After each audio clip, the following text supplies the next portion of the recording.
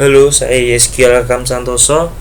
Pada kesempatan kali ini saya akan men-sharingkan mata kuliah interaksi manusia dengan komputer. Pada bab ini terkhususnya adalah user. Pada pendahuluan, manusia merupakan elemen terpenting di dalam interaksi antara manusia dengan komputer, baik sebagai subjek maupun sebagai objek. Manusia juga bisa dianggap sebagai suatu sistem pemroses informasi. Kemudian ini adalah skema bagaimana informasi dapat diterima. Yang pertama, informasi diterima dan ditanggapi melalui saluran input atau output, ini menggunakan panca indera manusia. Yang kedua, informasi dapat disimpan dalam ingatan memori. Yang ketiga, informasi diproses dan diaplikasikan dalam berbagai cara. Ini adalah sarana input dan output pada manusia, yakni ada penglihatan, pendengaran, memori, suara, berpikir, dan sentuhan.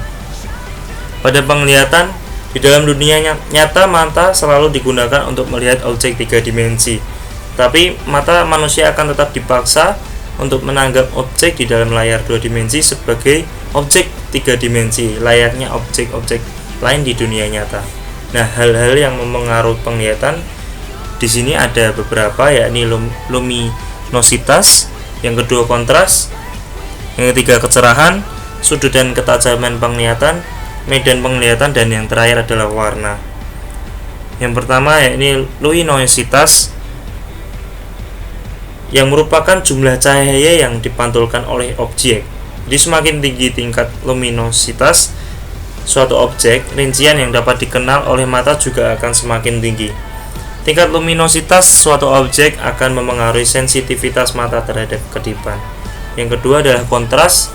Kontras merupakan hubungan antara cahaya yang dikeluarkan oleh suatu objek dengan cahaya yang menjadi latar belakang objek tersebut. Yang ketiga adalah kecerahan. Kecerahan adalah reaksi subjek terhadap cahaya. Kecerahan sangat dipengaruhi oleh luminositas objek. Yang keempat adalah sudut dan ketajaman penglihatan. Sudut penglihatan adalah sudut yang terbentuk dari posisi objek dengan mata. Dan ketajaman penglihatan adalah kemampuan untuk mengenali detail objek dengan jelas.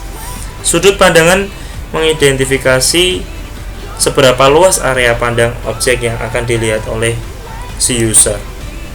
Kemudian medan penglihatan merupakan sudut yang dibentuk ketika mata bergerak ke kiri terjauh maupun ke kanan terjauh.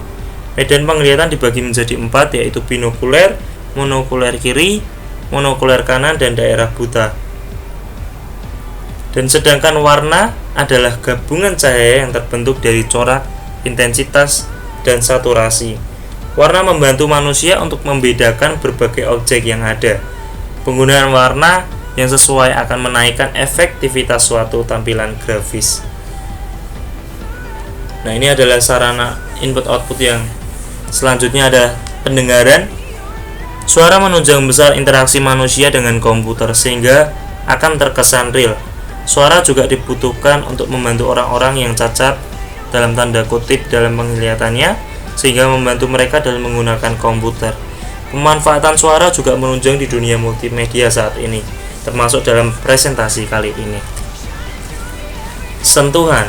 Sentuhan merupakan sarana interaksi dengan komputer. Jari jemari yang sangat sensitif dalam perubahan tekanan akan membantu manusia menginputkan dan membantu komputer memproses apa yang diinginkan user dalam sebuah tugas. Sensasi sentuhan lebih dikaitkan dengan aspek ergonomis dalam sebuah sistem. Contohnya dalam penggunaan keyboard, user akan lebih merasa nyaman apabila tangan merasakan adanya sensasi sentuhan. Kemudian yang berikutnya ada memori. Secara umum ada 3 jenis memori, yakni tempat penyaringan atau sensor, kemudian tempat pemrosesan ingatan memori, yakni memori jangka pendek, dan memori jangka panjang.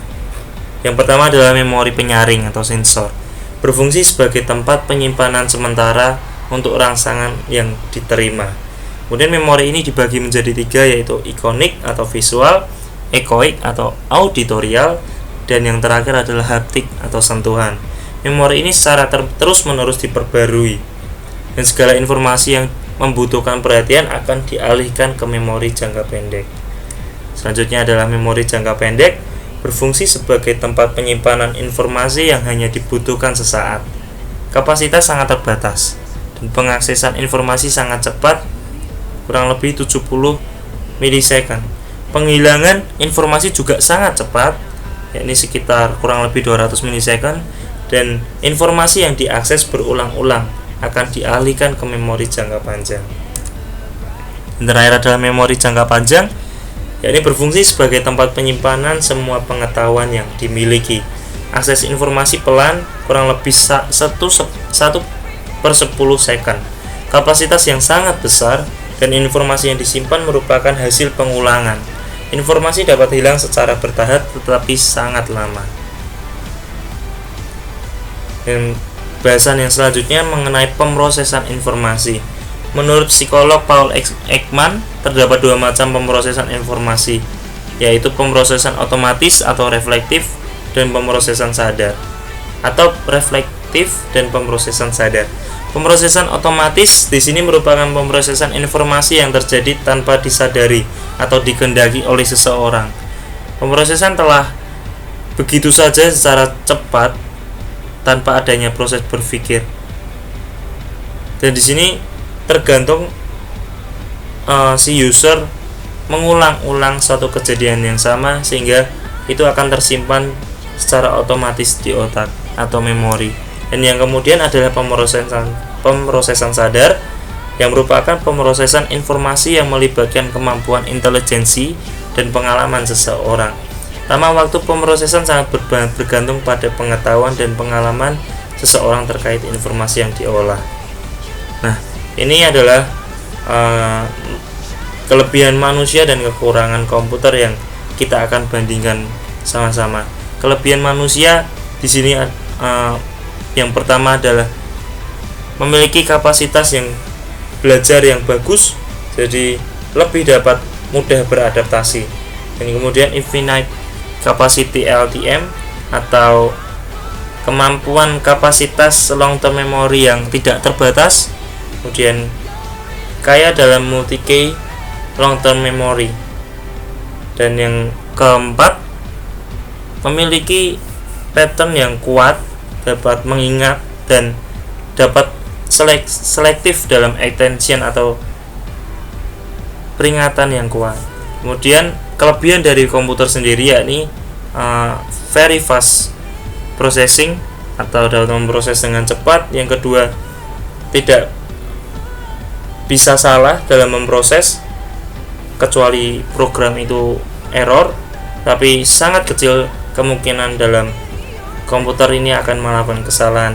Dan yang ketiga ada reliable memory access, high capacity memory, dan permanent memory yang tidak akan hilang kecuali user menghapusnya.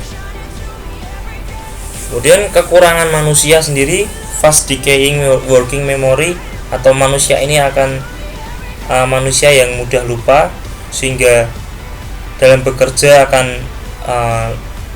lebih lambat, yakni slow responding. Kemudian ada error prone processing dan unreliable access to LTM.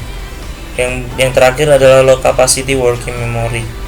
Jadi manusia tidak bisa melakukan multitasking seperti komputer, sehingga dia adalah low capacity working memory. Dan kekurangan komputer sendiri adalah template sederhana, mesin template sederhana, yang kemudian adalah dia terbatas dalam mempelajari sesuatu atau beradaptasi, dan kapasitas yang terbatas untuk long term memory dan data integrasi yang terbatas. Sekian dari saya, terima kasih atas perhatian Anda.